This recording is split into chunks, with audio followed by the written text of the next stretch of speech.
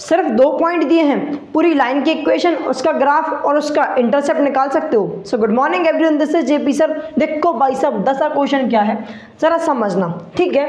The graph of a linear polynomial P of x passes through the point 1,5 and 3,11। ठीक है, हमसे बोला गया एक पॉलिनोमियल है जिसको हम डिनोट कर रहे हैं पी ऑफ एक्स से। क्या है? एक लीनियर पॉलिनोमियल है जिसको मैं किससे डिनोट कर रहा हूँ? पी ऑफ एक्स से।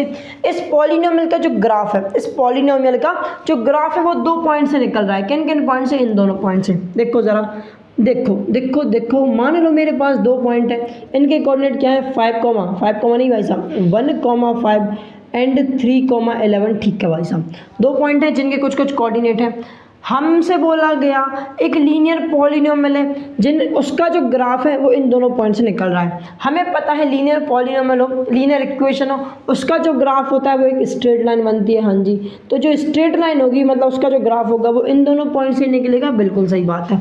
अब ज़रा समझना, हमारा जो भी पॉलिनोमियल होता है वो किस फॉर्म में होता है? ax प्लस बी के फॉर्म में होता है। तो मैं बोल सकता हूँ दैट पी ऑफ एक्स बराबर ax प्लस बी।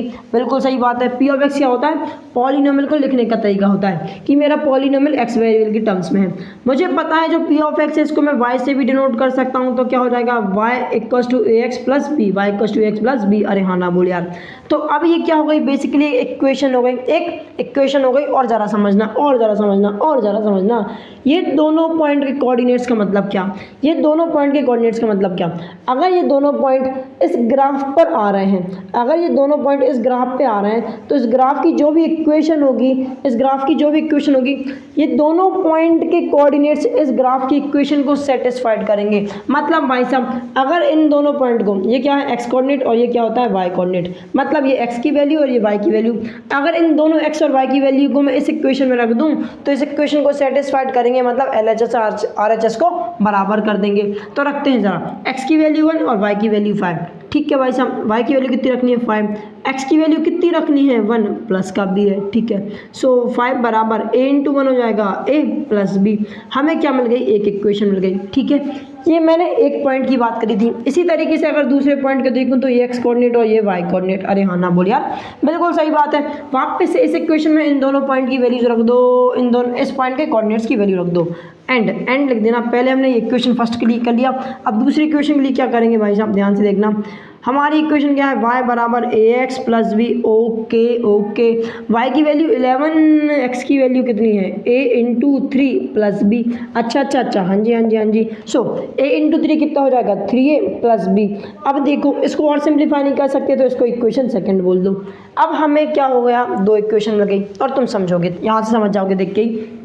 ए और बी और ए और बी, मतलब मेरे पास 2 वेरिएबल हैं। 2 वेरिएबल की वैल्यू निकालने के लिए मुझे 2 इक्वेशन चाहिए और मुझे 2 इक्वेशन ऑलरेडी मिल चुकी हैं। हाँ जी मिल चुकी हैं। अब क्या करेंगे? आप सब्स्टिट्यूशन मेथड करेंगे। कौन सी मेथड? Substitution method. हम क्या करेंगे? किसी भी एक इक्वेशन में से एक वेरिएबल की वैल्यू निकाल देंगे, उसको दूसरी इक्वेशन में रख देंगे। तो अगर तुम फर्स्ट इक्वेशन को देखोगे तो यहाँ से मैं बी की वैल्यू निकाल लूँगा, क्योंकि यहाँ पे बी की वैल्यू रखना ज़्यादा आसान है। ए की वैल्यू रख सकते हो लेकिन कॉम्प्लिकेटेड होगा, पहले बी की रख देंगे, ज़्यादा आसान होगा। ठीक है, तो बी की वैल्यू का मतलब क्या? b को इक्वल्स टू के एक साइड रख दो, बाकी जो चीज़ें उनको इक्वल्स टू के एक साइड भेज दो। सो 5 माइनस a बराबर क्या हो जाएगा? b।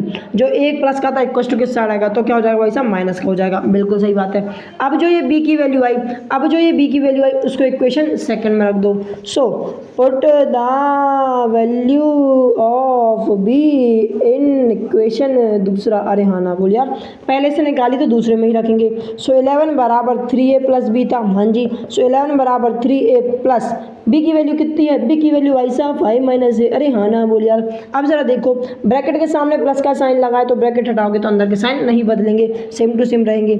जो 5 प्लस का इक्वल्स टू के साइड आएगा तो माइनस का हो जाएगा। सो 11 माइनस 5 बराबर 3a में से a माइनस करो, या फिर ऐसा लिख लो 3a माइनस a, ऐसा लिखा रहने दो।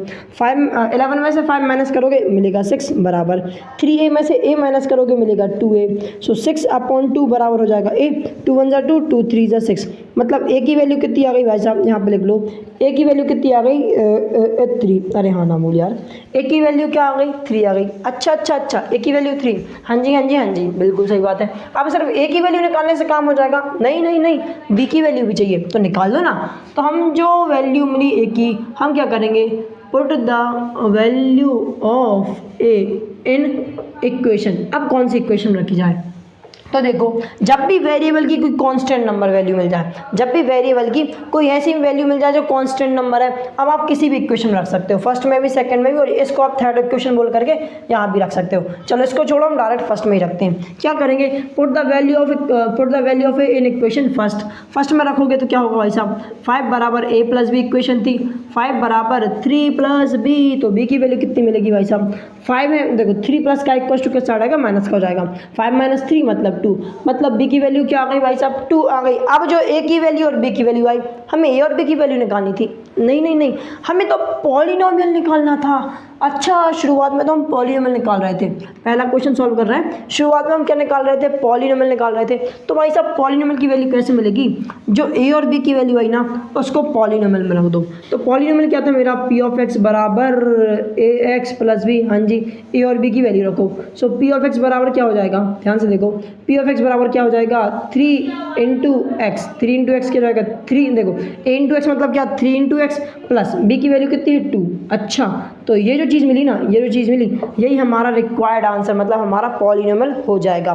क्या बात समझ आई, क्या मेरी बात समझ आई, बिल्कुल सही बात है ना, ठीक है। पॉलिनोमियल मिल गया। अब हम सेकंड क्वेश्चन को सॉल्व करेंगे, लेकिन एक चीज़ और समझ लो, p ऑफ x को मैं y से डिनोट कर रहा हूँ, तो इसको मैं 3x प्लस 2 भी लिख सकता हूँ। अरे हाँ ना बोल यार, चलो वापस पढ़ते हैं। ये घर वाले भी ना हर चीज़ इस कमरे में ही रखेंगे। मुँह आई अभी हमारे यहाँ गाँव से, अब उसको छनाने के लिए छन्नी भी यहीं रखना है इनको, सब कुछ यहीं रखेंगे, बार बार डिस्टर्ब करेंगे। मैं बोलता हूँ यार मुझे वीडियो बनाने दो, नहीं मानते। चलो वापस से कंटिन्यू करते हैं। भाई साहब क्या बोला जा रहा है, वैसे मैं ज़्यादा जोर से नहीं बोल सकता, बाहर पापा बैठे हैं, ठीक है।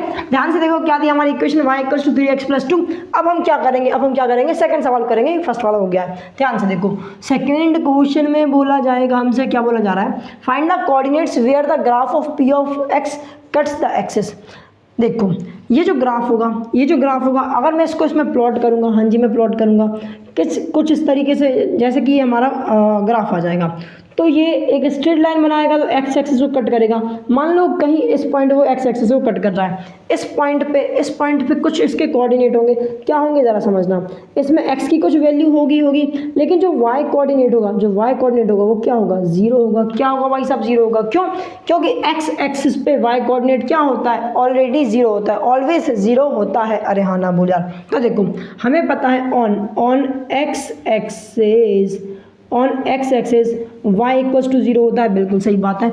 हम क्या निकाल रहे हैं, वो जो इंटरसेप्ट है, मतलब जो मेरी एक्सेस है, जो मेरी ग्राफ होगा वो एक्स एक्सिस को किस पॉइंट पे कट करेगा, हम वो निकाल रहे हैं ना। Find the coordinates where the graph of p of x cuts the x axis, वही निकाल रहे हैं। तो मुझे इतना तो पता है भाई साहब, y कोऑर्डिनेट उसका जीरो होगा, x कोऑर्डिनेट क्या होगा वो निकालना है। तो कैसे निकालेंगे, ध्यान से देखो, जो मेरी इक्वेशन है, पहले एक बार इसको लिख लो, 3x प्लस 2 y को 3x प्लस 2 है। y की वैल्यू अगर जीरो हो गई तो y की वैल्यू जीरो, इस इक्वेशन में रख दो। अरे हाँ ना बोल यार। सो जीरो बराबर 3x प्लस 2 करो, इसको सॉल्व करो, x की वैल्यू मिल जाएगी। जो प्लस का 2 इक्वल्स टू के साथ आएगा तो माइनस का हो जाएगा, इक्वल्स टू में 3x वैसे के वैसा रहेगा, -2/3 बराबर क्या हो जाएगा, x हो जाएगा। मतलब x कोऑर्डिनेट क्या होगा, -2/3 होगा, y कोऑर्डिनेट क्या होगा, 0 होगा। अरे हाँ ना बोल यार। तो किस कोऑर्डिनेट पे हमारा x क्या कहते हैं, हमारा ग्राफ किस पॉइंट पे एक्स एक्सिस को कट करेगा भाई साहब, किस पॉइंट पे कट करेगा, -2/3, 0।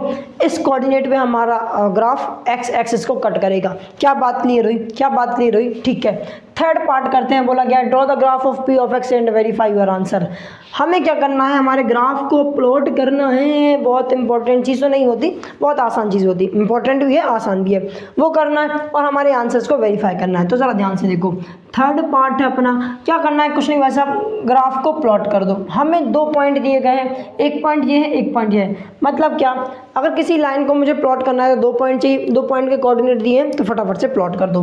पहला पॉइंट क्या है, 1,5। ध्यान से देखो, डब्बा बना लेना तो तुम्हें दिक्कत नहीं होगी, क्यों बना रहा हूँ भी पता चल जाएगा। ध्यान से देखो। ओके सर, देख तो रहे ध्यान से, और कितना देखेंगे भाई। जब x की वैल्यू 1 है तो y की वैल्यू कितनी, 5 है, ठीक है। x की वैल्यू 3 है तो y की वैल्यू कितनी, 11 है। चलो रखते हैं ज़रा, x की वैल्यू 1 तो y की वैल्यू कितनी भाई साहब 5, मतलब एक पॉइंट जो हो गया होगा। दूसरा पॉइंट क्या है, x की वैल्यू 3 तो y की वैल्यू 11। तो यार x की वैल्यू 3 तो रख दूंगा, y की वैल्यू 11 करने के लिए मुझे ग्राफ एक्सटेंड करना पड़ेगा। क्या करो, अबे कोई दूसरा पॉइंट निकाल लो, क्या ही दिक्कत है, कोई दिक्कत नहीं है, तो निकाल लेंगे ना भाई साहब। मान लो x की वैल्यू 0 रख दें, x की वैल्यू अगर 0 रख दें तो क्या हो जाएगा, 3x + 2 हमारी इक्वेशन थी। x की वैल्यू 0 रखोगे तो क्या भाई साहब 3 × 0 करोगे, 3 × 0 होता है 0, 0 + 2 कितना हो जाएगा 2। अरे हाँ ना बोले यार, मतलब x की वैल्यू 0 तो y की वैल्यू 2, x की वैल्यू 0 तो y की वैल्यू कितनी 2, मतलब एक पॉइंट ये भी तो है। हाँ जी, तो किसी भी ग्राफ को प्लॉट करने के लिए सिर्फ 2 पॉइंट चाहिए लीनियर इक्वेशन के। तो भाई साहब 2 पॉइंट मिल तो गए, इन दोनों को ज्वाइन करा दो। हाँ जी, इन दोनों को ज्वाइन कराओगे तो हमें हमारा ग्राफ मिल जाएगा। ये किस पॉलिनोमियल का ग्राफ है, हमारा p ऑफ x बराबर 3x + 2 या फिर y बराबर 3x + 2, इस इक्वेशन या फिर इस पॉलिनोमियल का ग्राफ यही होगा। क्या बात क्लियर है, क्या मेरी बात क्लियर है? ठीक है, ग्राफ प्लॉट कर दिया एंड वेरीफाई योर आंसर, मतलब जो तुम्हारा आंसर आया उसको ज़रा वेरीफाई करो। ध्यान से देखो भाई साहब, ध्यान से देखो। 2/3 का मतलब क्या, 2/3 का मतलब क्या, एक बार करके देखो, माइनस का साइन हम बाद में लगा देंगे। 3 × 1 = 3, 2 तो कट नहीं रहा, तो क्या करेंगे डेसिमल में आएगा, तो क्या करो भाई साहब इसको करेंगे 0 टाइम्स में पॉइंट ले लोगे तो क्या हो जाएगा। अब पॉइंट के बाद आप कितने भी 0 लिख सकते हो, 2 पूरा का पूरा बचा है, 0 आ गया उसके बाजू में। ठीक है, अब 3 × 6 कितना होता है, 3 × 6 होता है 18। ठीक है भाई साहब, तो 3 × 6 आपने 18 ले लिया, माइनस करोगे वो बचेगा 2, फिर से 20 हो गया। वापस से इसको काटोगे, किससे 3 से काटोगे तो कितना होता है, 3 × 6 होता है वापस से 18। ऐसे करते करते, अबे कितना खिचड़ पिचड़ कर रहे हो, ऐसे करते करते करते करते 6 6 6 6 बहुत ज़्यादा आ जाएगा, बिल्कुल सही बात है। तो जब 6 6 6 6 6 आता है तो उसको मैं डायरेक्ट 7 लिख सकता हूँ। हाँ जी लिख सकता हूँ, मतलब -2/3 को मैं -0.7 भी लिख सकता हूँ। हाँ बिल्कुल लिख सकता हूँ। और -0.7 किस पॉइंट का कोऑर्डिनेट है, मतलब ये क्या है, एक्स कोऑर्डिनेट है। मतलब अगर मैं इस पॉइंट के कोऑर्डिनेट की बात करूँ, किस पॉइंट के, इस पॉइंट की कोऑर्डिनेट की बात करूँ तो क्या हो जाएंगे -0,7 एंड 0। अरे हाँ ना बोल यार। और ज़रा तुम इसको ग्राफ के थ्रू देखोगे तो ये क्या है, 0.5 से थोड़ा ज़्यादा है, 0.5 से थोड़ा ज़्यादा मतलब क्या 0.7। अरे हाँ ना बोल यार, और -0.7 है। तो भाई साहब ग्राफ के थ्रू मैंने अपने आंसर को वेरीफाई भी कर दिया। क्या कॉन्सेप्ट समझ आया? अरे हाँ ना बोल यार। बस एक बार स्क्रीनशॉट ले लो, अगर क्वेश्चन समझ आया, वीडियो में मज़ा आया तो वीडियो को लाइक करो, चैनल सब्सक्राइब करो। हम मिलेंगे नेक्स्ट वीडियो में, तब तक के लिए bye bye and have a good day.